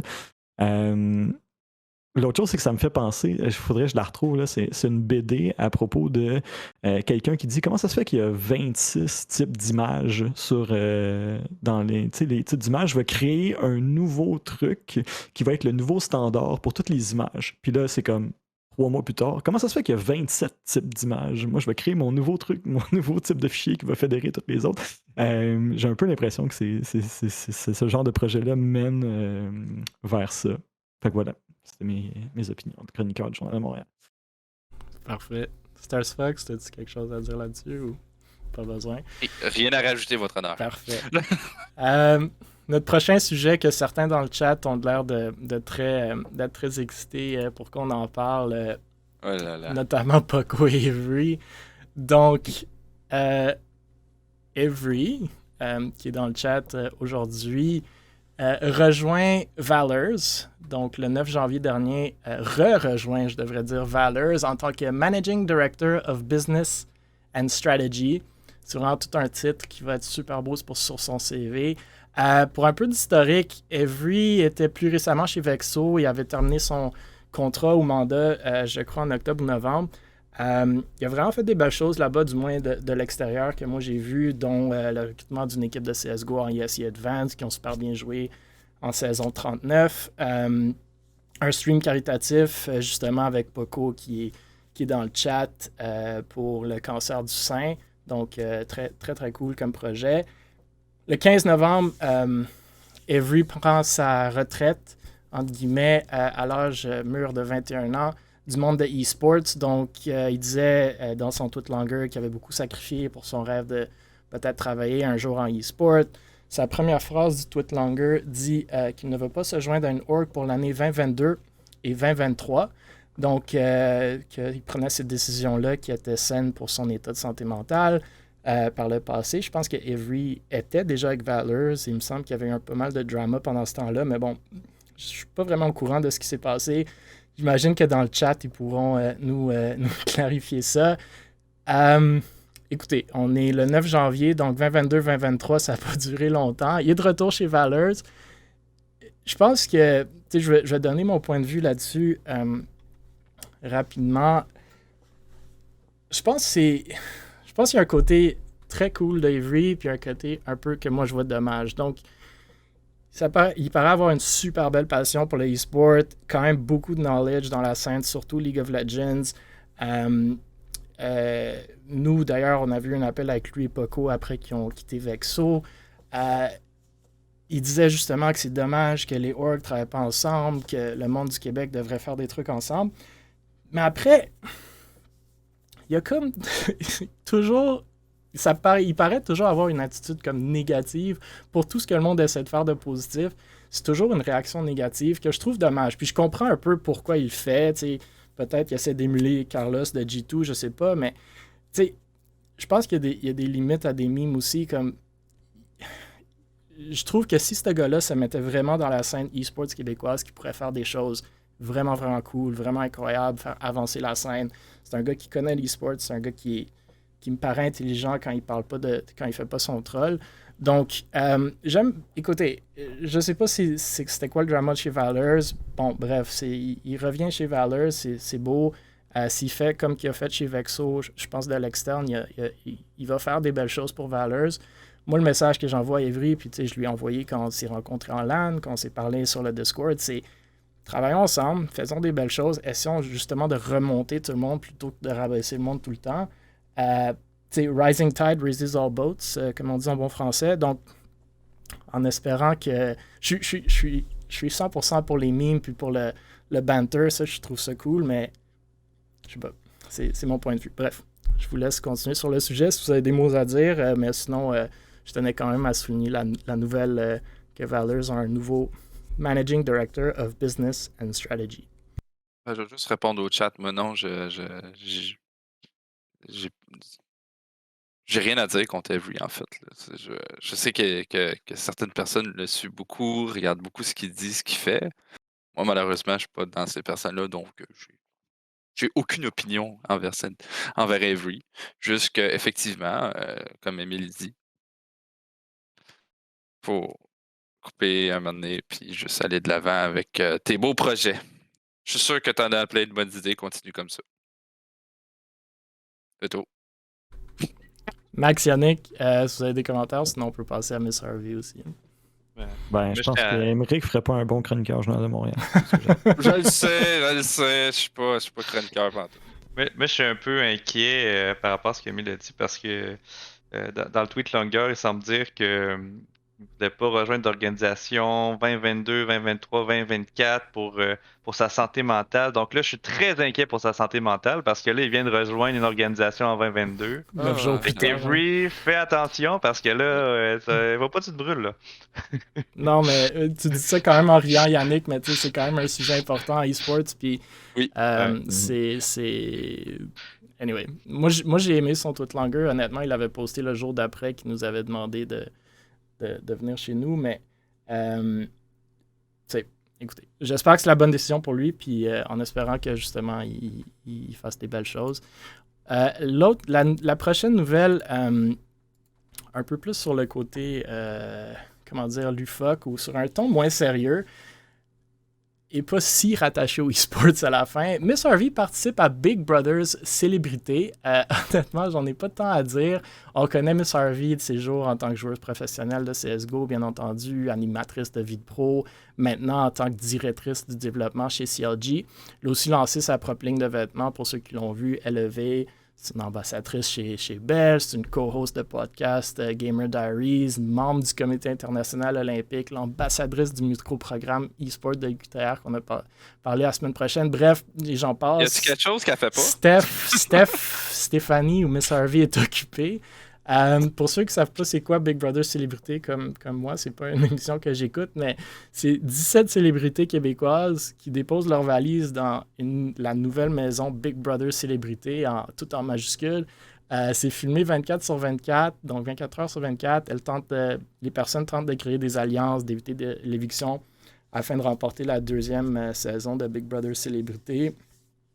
Si j'ai bien compris, aux dernières nouvelles, Miss Harvey était en danger, entre guillemets, de se faire éliminer, donc je pense qu'elle demande à tout le monde je pense qu'elle demande à tout le monde de se brancher justement vendredi pour écouter la suite. Gamers Unite. Je vais vous laisser réagir. Vous pouvez parler de cette nouvelle-là ou de Miss Harvey un peu plus généralement. Moi, j'ai quand même des choses à dire qui sont pas spécifiquement liées à cette nouvelle-là, mais je tenais à la souligner. Miss Harvey, c'est quand même une figure de e-sports québécoise et je trouvais quand même la nouvelle je sais pas, cocasse. Avez-vous des choses à dire? Sure. La fleur, c'est que j'aime beaucoup Miss Harvey. Je pense que c'est une excellente ambassadrice du sport électronique. Je pense que c'est quelqu'un qui est positive, qui est social, qui a toujours des bonnes choses à dire, qui a une belle énergie, etc. Fait que je suis toujours content que la scène e-sportive québécoise soit représentée à toute fin pratique par Miss Harvey. Là, tu parles de n'importe qui n'est pas un gamer, c'est Miss Harvey qu'elle connaît. Donc, tant mieux. Écoute, si on a une e-sportive qui nous représente à Big Brother Célébrité, puis que c'est elle, ben pourquoi pas, ça va nous donner une bonne image au public général. La seule chose que je trouve un peu dommage, c'est que c'est toujours Miss Harvey. Genre, l'UQTR lance un nouveau programme, c'est Miss Harvey. Il y a un tournoi caritatif au cégep de je sais pas quoi, c'est Miss Harvey. J'espère que Miss Harvey ne sera pas frappée par un autobus, parce que là, on va perdre 100% de la visibilité québécoise. Donc, non, on va voir Babin après. On va voir Babin qui va aller avec Brother Celebrity. Babin, le remplaçant de Miss Harvey. Ouf, c'est le nouvel ambassadeur. Le légitime prétendant. Oui. On va te plugger, t'inquiète. Mettons, on a d'autres cyberathlètes québécois qui sont charismatiques aussi. Tu sais, Sabrosa est super charismatique. Il y en a d'autres aussi. Donc, j'aimerais ça, des fois, que les médias prennent pas la voie facile qui est d'inviter toujours la même personne partout. C'est tout. Bonne chance à elle. Je vais me créer un compte puis aller voter pour la sauver, whatever that means. Je sais même pas si on peut la sauver nous-mêmes. Non, je pense pas. Je pense pas que c'est comme ça que ça marche, non. Ben là, va à l'émission, Max, t'as pas le choix, là. Aïe, aïe, aïe. Ben non, je pense que Max a bien résumé la chose. C'est sûr que peut-être que, par exemple, comme des Sub-Rosa de ce monde, la télé, les trucs comme ça les intéresse juste zéro. Il y a beaucoup de monde que la pub dans les réseaux traditionnels, etc., ça les intéresse pas. Mais effectivement, tout ce qu'elle fait, comme tu dis, c'est pas mal seule ambassadrice e-sport qui passe un peu partout. Mais en même temps, elle fait du maudit bon travail dans tout ce qu'elle fait, dans ses projets en général. Donc, on lui souhaite de continuer encore et encore et encore. Et puis, faire attention aux autobus, parce que Maxime, il vient de jeter une pierre. Moi, je pense que c'est une bonne chose. Je me dis, si ça peut apporter de la visibilité à Stéphanie, puis qu'elle performe bien à l'émission, j'ai pas vu l'émission, mais si elle peut être assez crédible puis avoir une bonne opinion de l'externe, ben, je pense que c'est un plus pour le sport électronique après parce que lorsque Stéphanie va parler, ben, il y a peut-être plus de gens qui vont s'intéresser à ce qu'elle dit. Donc, indirectement, c'est bon pour le sport électronique québécois, je crois. Puis, ouais. ben, Vas-y, finis ta ouais, pensée. ben, je suis quand même d'accord aussi. Là, je pense que, ben, d'un, c'est une excellente ambassadrice. Mais c'est sûr qu'éventuellement, ben, quand Stéphanie ne sera plus là ou sera plus aussi pertinente, ben, pas dans le sens de plus là, mais vous comprenez Il y a ce des que gens je veux qui dire? souhaitent sa mort ici, là. Pas dans leur. Mais non, mais ouais, ça fait longtemps que je la suis, là, Stéphanie. Là. Je me rappelle à l'époque, Monsieur Net, tu sais, c'est la protégée de Denis, hein. C'est de là un peu que ça a commencé, sa visibilité au Québec. Mais j'ai hâte de voir qui sera un peu le prochain à être représenté le sport électronique sur la scène. Je pense que ça va être intéressant de voir. Moi, je vais un peu prendre tous vos commentaires puis commenter sur vos commentaires quasiment. Moi, Yannick, j'ai adoré ce que tu as dit. Apporter de la crédibilité au e-sport. Malheureusement, je pense que ce move spécifiquement, ça fait le contraire. Genre, moi, le monde qui rentre dans Big Brother, dans whatever it is, là, The Bachelor, c'est du monde qui cherche d'habitude. L'impression que le monde a, ce monde-là, c'est du monde qui cherche du fame, puis c'est rarement que le monde les respecte ou qui ont plus de respect pour eux. Oui, il y a plus de following après, mais bon, je pense pour le e-sports en général, c'est pas nécessairement le meilleur move. Ce qui est cool, c'est peut-être pas la crédibilité qui vient de ça, mais c'est justement du monde qui regarde Big Brother Celebrity, qui avait aucune idée que l'e-sport existait. Ben là, ça met un peu sur la map. Donc, je vois le positif, du moins de ce côté-là. Pour ce qui est de Miss Harvey, j'apprécie honnêtement beaucoup ce que Miss Harvey a fait avec son brand. Puis on parlait de Sub-Rosa, on parlait des autres. Puis Starsfuck l'a dit, ils sont peut-être moins intéressés. Il y a beaucoup d'athlètes e-sports ou de joueurs e-sports, ou comment vous voulez appeler ça, que moi, je pense, ont un short-term vision sur la chose, OK? Parce que c'est un peu la même chose en sport traditionnel. Fine, tu peux te faire des millions, puis c'est peut-être pas un problème après, mais bon, on voit tous les problèmes de santé mentale après, mais ça, c'est un autre sujet. Mais après ta carrière en e-sport, qui peut très franchement se terminer à n'importe quel moment, là, on le voit avec les roster moves, qu'est-ce que vous allez faire? Est-ce que vous voulez œuvrer en e-sport? Miss Harvey s'est dit oui et s'est bâti un brand, OK? Personnel, non seulement le brand de sa org, mais un brand pour elle. Donc ça, j'apprécie beaucoup. Je l'utilise souvent comme exemple quand justement je parle à nos joueurs, à nos streamers ou à un e-sport en général. Focussez sur votre brand. Oui, le in-game, le server, mettez le temps dans le jeu pour être les meilleurs. Puis ton brand vient plus facilement, bien entendu, si tu as des super résultats. Tu sais, Sub-Rosa, il met 0 dans son brand, il fait juste streamer, puis il est connu parce qu'il est vraiment bon. Mais après, tu sais, il y en a qui ne sont pas capables de faire le prochain step. Ce que Miss Harvey a fait, elle a su prendre son succès en e-sports en tant que joueuse et le transformer en brand et dans des opportunités. On la voit partout parce qu'elle s'est créée ces opportunités-là. Honnêtement, les joueurs qui veulent perdurer dans l'e-sport, dans le temps, dans cette industrie-là, ils doivent de se focusser sur leur brand plus que juste leur in-game. Fait que moi, c'est ce message-là que je voulais juste passer avec cette nouvelle un peu off the map, là, mais elle fait bien ces choses-là. C'est une bonne ambassadrice, je suis tout à fait d'accord. Oui, j'aimerais voir plus de variété, mais c'est loin d'être la faute de Steph et plus juste la faute que justement les autres joueurs ou les autres personnes dans la communauté e-sports québécoise se doivent de se mettre de l'avant. Est-ce que Yannick va être sur Big Brother Célébrité saison 3? Je ne sais pas, mais écoute, on verra. On appelle tout de suite le gars qui fait ça, puis on lui donne sa candidature. Il n'y a pas des îles aussi où les gens ils prennent des spas, pas de chandelle, je te verrais bien là-dedans. Je pourrais faire Occupation Double. J'ai un de mes amis de secondaire qui a fait ça il n'y a pas longtemps. Mais lui, ça n'a pas bien tourné par contre. Ouais, mais ça tourne. D'habitude, ça tourne pas super bien. Beaver est dans le chat, il dit qu'il veut être next à Big Brother Célébrité. Donc, allez. Vous sub au stream de Beaver. S'il devient un assez gros streamer, peut-être il sera invité. À ce que je me fais dire, si vous faites des points sur son stream, il vous donne des skins Valorant, donc il vous envoie de l'argent. Vous subez, c'est peut-être le seul streamer à qui vous subez, c'est lui qui vous paye. Donc, je ne sais pas si c'est un bon modèle d'affaires, mais quand même, pour être sur Big Brother Célébrité, ça peut fonctionner. Bref, il y avait beaucoup de nouvelles cette semaine. Il en reste encore quelques-unes. Il est déjà 9h15. Ouais. Je vais faire comme un speed run si ça ne vous dérange pas. Donc, puis vous pourrez réagir à la fin. Vexo, nouveau line-up de Rocket League. Ça a été annoncé juste avant notre premier podcast. Donc, on voit les noms à l'écran. Linear Fusion, Milio de Gamer. Linear, un gars de Montréal. Je sais qu'il y avait des problèmes à stabiliser son roster. Donc, super content de voir qu'ils ont finalement un roster. Il y avait des discussions avec quelques organisations, dont Vexo. Je pense qu'ils ont même fait un tour chez Mirage, si je ne me trompe pas, Yannick. Les choses ne sont pas très bien passées, je pense, dans les qualifications de RLCS récentes, de ce que j'ai vu de Twitter. Mais écoutez, ils sont chez Vexo, content pour eux. On verra comment ça se passe. Après, Virtual aussi ont annoncé un roster de Rocket League. Je connais pas trop, mais ça semble être des Québécois ou du moins des Canadiens. Virtual, de ce que j'ai vu de la RLQC Cup, sont super forts en Rocket League. Donc, un autre roster à regarder. Victorem, de qui on a parlé la semaine dernière, et peut-être qui ont écouté notre podcast, ont annoncé leur roster de Call of Duty, ce qui est le roster de Phantom. Donc, suite à leur fusion qu'on a parlé la semaine dernière, Victorem ont annoncé un roster de Vanguard.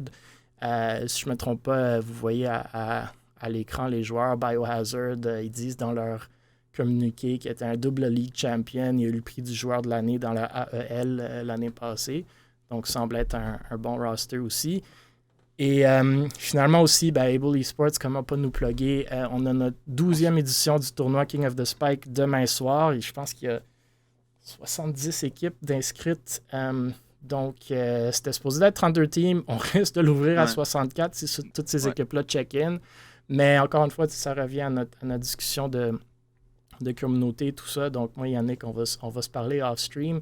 Mais bref, ces 3-4 nouvelles-là, des nouveaux rosters, pas mal. Je ne sais pas, messieurs, si vous avez des opinions, des réactions. Yannick, peut-être des insights de Linear qui est passé chez Mirage, mais on peut garder ça short aussi, si vous voulez. Ouais, je peux y aller tranquillement. En fait, à la base, tu y ailles tranquillement, Yannick. Le corps de l'équipe initialement était chez Mirage. Puis, grosso modo, on était supposé signer le roster, mais une certaine autre équipe, que je ne mentionnerai pas, mais elle va se reconnaître dans le chat, a voulu faire des surenchères. Puis, nous, on n'a pas voulu embarquer dans ce jeu-là. Donc, au final, l'équipe est partie ailleurs. Puis, je suis quand même surpris de juste entendre parler que l'équipe a signé ou s'est fait annoncer maintenant, parce que ça doit faire. Le roster est mort. Le roster est mort. Le roster est mort après. Puis, nous aussi, c'était un peu les mêmes discussions qu'on avait avec eux. Puis, on ne voulait pas rentrer là-dedans. Mais Bref. Ouais, donc voilà, ben je suis content pour Linear, là. Je veux dire, c'est quelqu'un quand même que j'apprécie. Les deux autres joueurs, je les connais peut-être moins. Mais pour ce qui est de Linear, je sais qu'il avait fait une pause, puis après ça, il est revenu. Donc, bon, écoute, je leur souhaite le meilleur des succès en tout. Puis aussi, ça n'a pas été mentionné, mais il y a Nibra qui a signé aussi avec une grosse équipe. Qui a même des skins dans le jeu de Rocket League. Si vous n'avez pas vu passer, mais moi j'ai vu ça passer. Puis je tiens à mentionner ça. Mais signé Euh, avec qui? Tu ouais, te souviens-tu? écoute, Pendant l'affaire, que c'est que les autres parlent, tu pourrais aller chercher. Ouais. cette équipe-là ne fait pas des gros résultats, mais ils ont un skin dans le jeu. Donc, Parfait, ça. écoute, c'est. We look good, but we don't win. Ouais, je sais pas comment ils ont fait pour avoir ça, C'est pas le mais. modèle d'affaires de 100 Thieves, ça? Absolument. C'est Hoodie Org, Team ouais. Power, PWR. Ok. Ouais. 195 000 followers sur Twitter. Je sais pas d'où ça sort tout ce monde-là, mais ça semble quand même être une assez grosse organisation. Peut-être pour ça qu'ils ont eu des skins. J'imagine qu'ils ont d'autres équipes que juste Rocket League à 195 000 followers, mais je sais pas. Ben, je pense que c'est une Fortnite Organization. Ah C'est ouais, peut-être pour ça a ça. du following, Ils ont Fortnite, pris le hype peut-être de Fortnite, mais je pense pour content creation, etc. Puis je pense que la communauté semble bien apprécier Nibra aussi, donc vraiment une belle opportunité pour lui. Je pense qu'il va s'épanouir avec cette organisation-là. Je lui souhaite aussi le meilleur. Cool. Stars Fox, Peltire, des commentaires sur ces nouvelles-là? Non, mais je peux-tu lancer un pavé dans la Vas-y, mort? ben oui. J'ai vu Yannick écrire dans le chat que les Worlds avaient failli être à Québec. Fait que là, je veux savoir le maximum que tu as le droit de dire sans qu'un avocat débarque chez toi C'est vrai? à propos de ça. Oh. Ben, il y a eu des discussions avec Riot, Québec, la ville de Québec. Mais finalement, je crois que c'est la ville de Toronto qui a été préférée à Québec pour un paquet de raisons que je pourrais spéculer, mais je ne le mentionnerai pas ici. Mais donc, tout ça pour dire que ça aurait pu. Puis moi, je pense que ça aurait été excellent pour le sport électronique québécois, mais qui sait, peut-être dans 4 ans, vu que ça revient comme aux 4 ans dans chaque région. Donc, on croise les doigts peut-être pour un Montréal ou un Québec ou, écoute, un Drummondville, je sais pas. Ouais. Drummond. Yes! Why not? Cogeco, let's go! Ça part.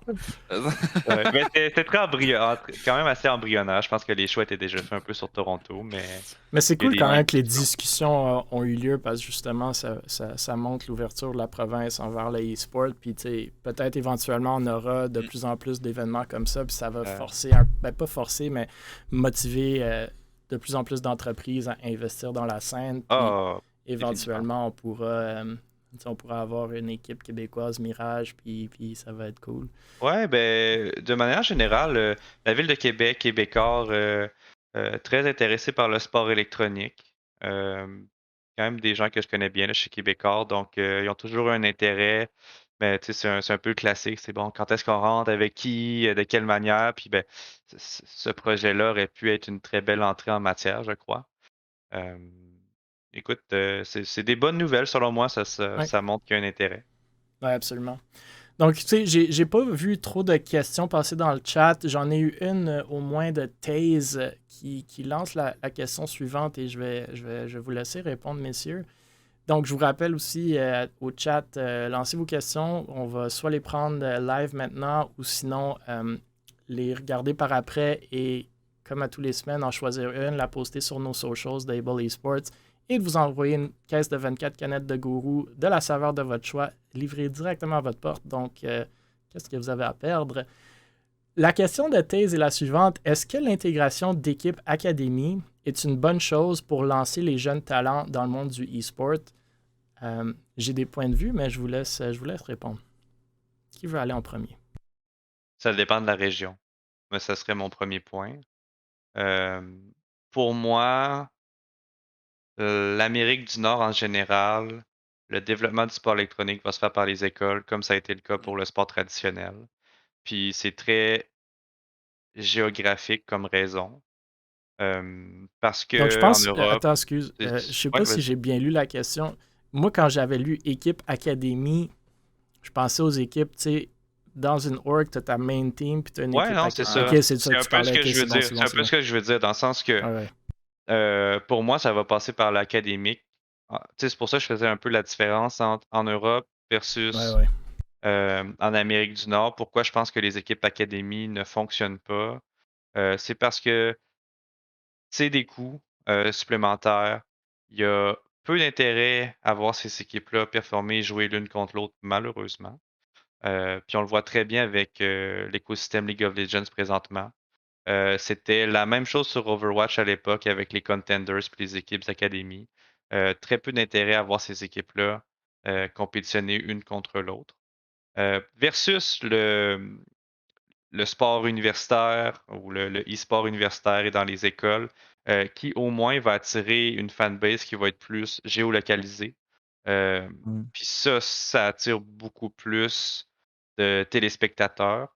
Et moi, je pense que ça peut fonctionner en Europe parce que on le voit même dans l'écosystème dans lequel on est, par exemple avec Mirage, ben, en LFL, tu as une équipe académie de Misfit qui est en LEC, tu as Vitality, tu as de BDS maintenant qui est là, puis sur un paquet d'autres jeux. Puis ça, c'est entre autres parce que la régionalisation est beaucoup plus possible en Europe, parce que c'est une géographie qui est assez spéciale. T'as chacun des pays qui peut jouer l'un contre l'autre. C'est la même chose au niveau du soccer, dans l'ensemble des sports où tu as des ligues qui sont régionales et tu as des championnats après qui s'en suivent.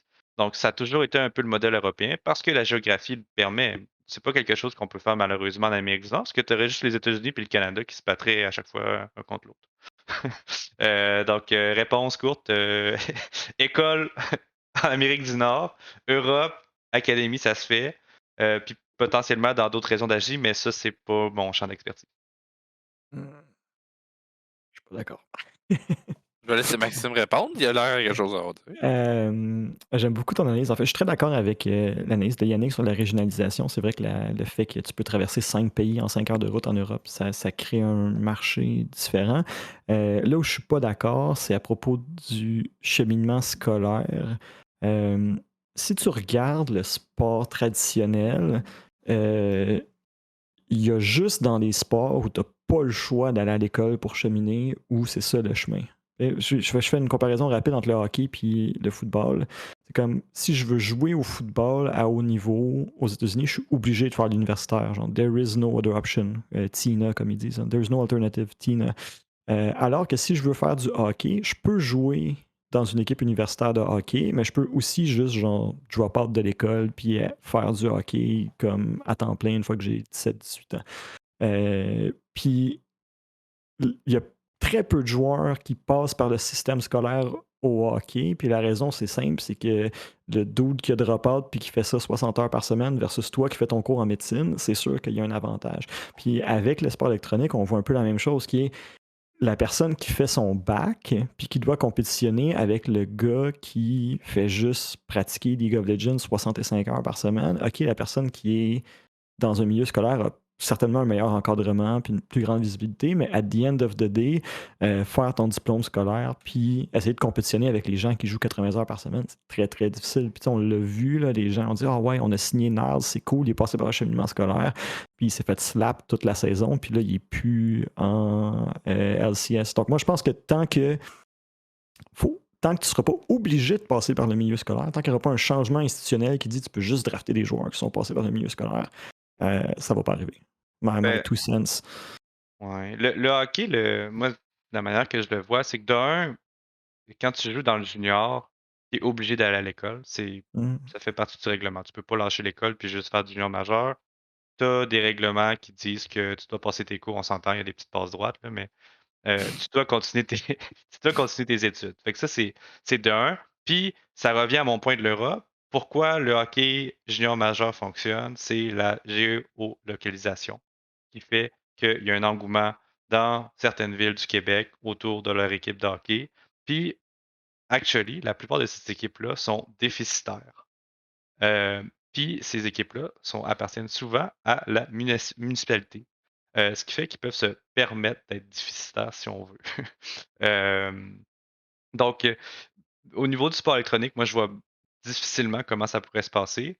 Puis oui, je suis d'accord que si jamais il y aurait genre de patte qui est obligatoire pour le scolaire, ça pourrait l'aider. Mais le problème, c'est qui contrôle le jeu vidéo, le sport électronique, c'est le développeur. C'est pas, c'est pas une entité gérante Hockey Canada, Hockey Québec. C'est Vraiment pas c'est Riot bienveillante. Games, c'est Ubisoft. Ouais.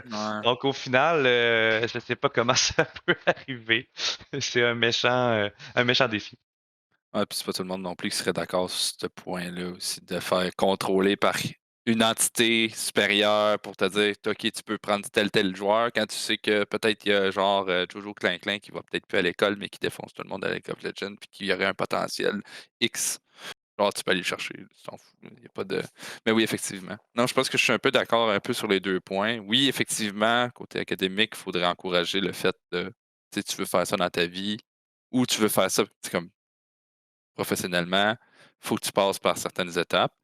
Mais en même temps, oui, effectivement, là, avoir quelqu'un au-dessus pour te dire qui tu peux aller choisir, qui tu peux prendre, quelqu'un qui va gérer ça au complet, je pense que c'est une grosse chose à faire encore. Je pense même pas. Une équipe Ça prendrait académie, des années. c'est une Ouais. business au final. Hein. Donc, Ouais. si l'équipe académie n'est pas rentable, là, Mm. tu sais, la raison pourquoi un LCS, tu dois avoir il y a des équipes académies, c'est parce que c'est Riot qui l'oblige. Sinon, je peux te garantir que 3 équipes sur 10 auraient peut-être une équipe académie, puis 7 sur 10 se concentreraient uniquement sur leur équipe LCS. C'est la même chose en Europe, puis c'est porté à changer très bientôt. De ce que je comprends à LEC, les équipes académies ne seront plus obligatoires à partir de 2023.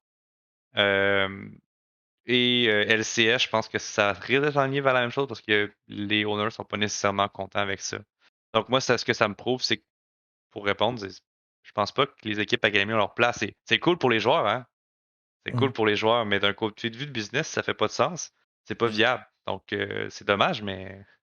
Mais il faut que tu vois, pour que ce soit viable, faut que tu vois ça comme un investissement dans ton équipe principale.